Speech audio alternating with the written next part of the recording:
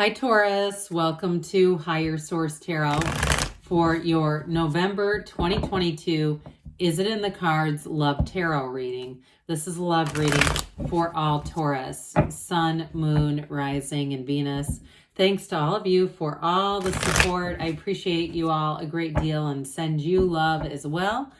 And I'm not doing personal readings right now. I do get some questions about that. I just don't have time in my schedule, but if that ever changes, I will let you know immediately.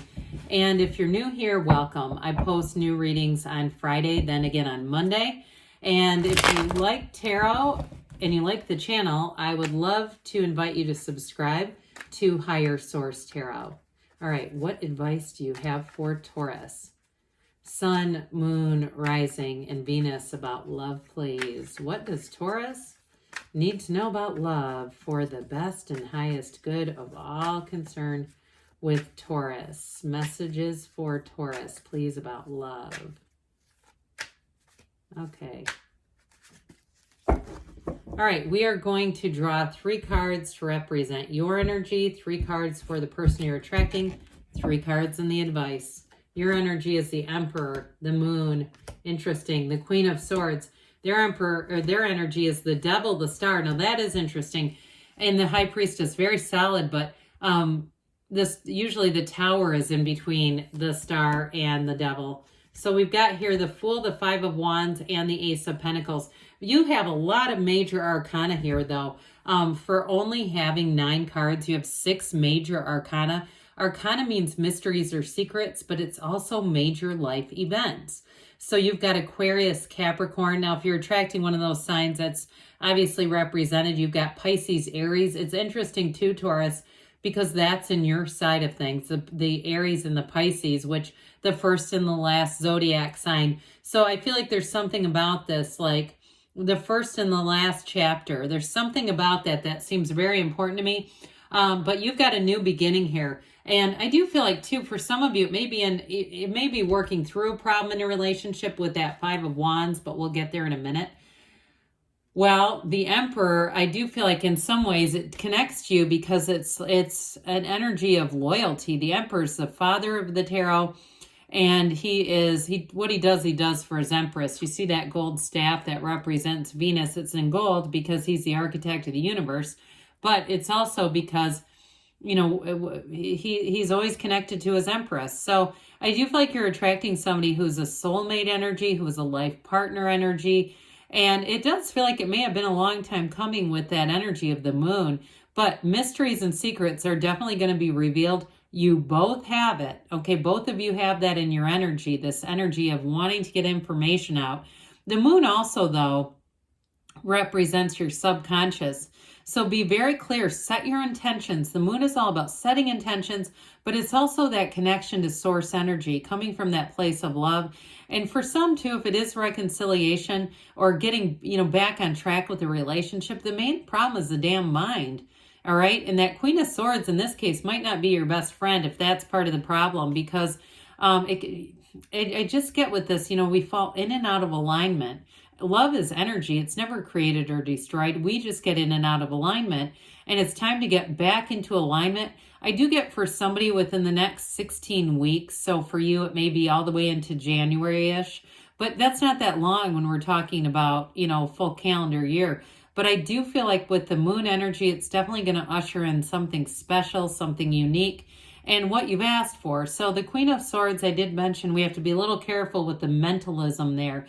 The Queen of Swords does deliver kind of a witty, sarcastic sense of humor. However, what I will say for this, where it may be more important even, is the Queen of Swords she's the widow of the tarot, but she's also known pain. She is an indication she doesn't play with needing the same damn lesson again and again. She's learned her lesson. So for some of you that are saying, yeah, I've had a lot of heartache, they're trying to tell you you've learned that lesson. You don't need to keep attracting it in a different pair of pants. It's time to bring some joy. It's time to usher in real love, commitment, though, especially with that Emperor. Because I feel like you're going to be committed and you attract what you are. And it's time for you to get a match. So I do feel like to some extent, though, that commitment with the devil energy they may do a lot to impress you, to sort of win you over, Taurus. Now, I know Taurus likes nice things. There's nothing wrong with that. I will say this person also does too. They like to have their house in a certain order. They're kind of particular in some ways. And I do think they like clothes and things. They have a little bit of a materialism about them. But it's not bad. It's not like they're doing anything crazy. I don't get the sense that they're off, running up credit cards. Now, it's possible they have in the past and they learned from it, because I don't get you as attracting somebody who's just a mess.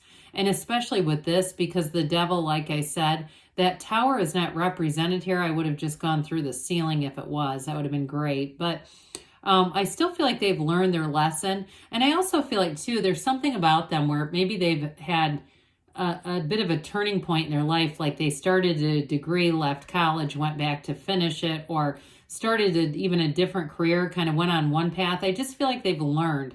They've learned through this journey. And so with the devil energy, I do feel like they're going to be thinking about you a lot and wanting to do things to impress you, to win you over. But with the energy of the high priestess too, that's the card of the psychic, but it's also prima materia. It might be somebody too who's quite good at manifesting things. Like all the time, it seems like they're having these, what we'd say are coincidence, but they're not. They're co-occurring incidents. And so with the energy of the high priestess, it's also about being true to yourself. So I do feel like there's something about them where they've also learned their lessons along the way. Something with the high priestess and the devil, it was like they weren't living up to their true potential.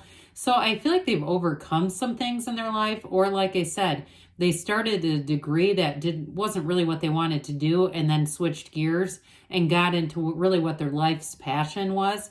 And so with the energy of the star, it's wish fulfillment. They're manifesting you, Taurus.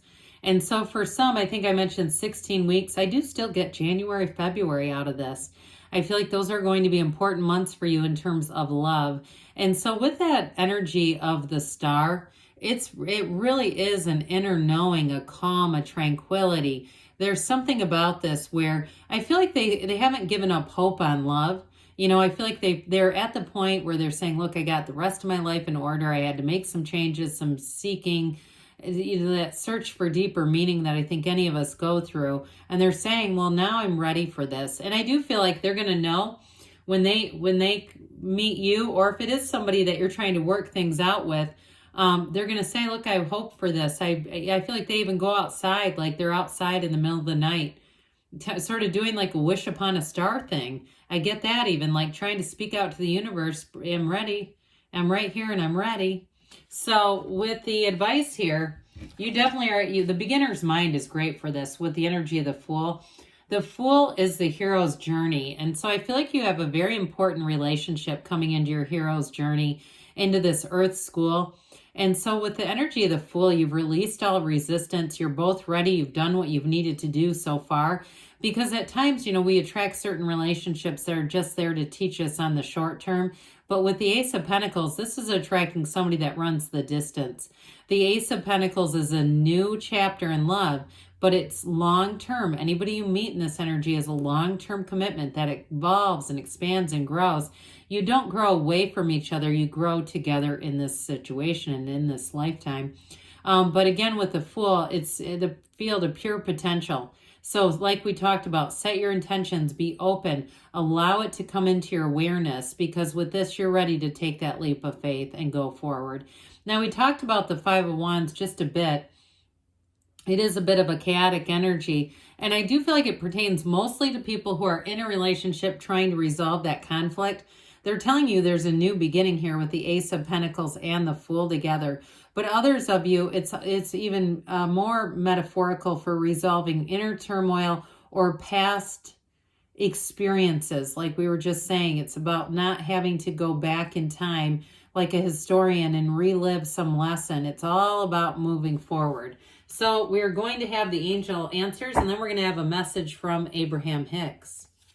All right, what does Taurus need to know about love, please? Advice for Taurus and love. What messages do you have for Taurus, please? Does Taurus need to know about love?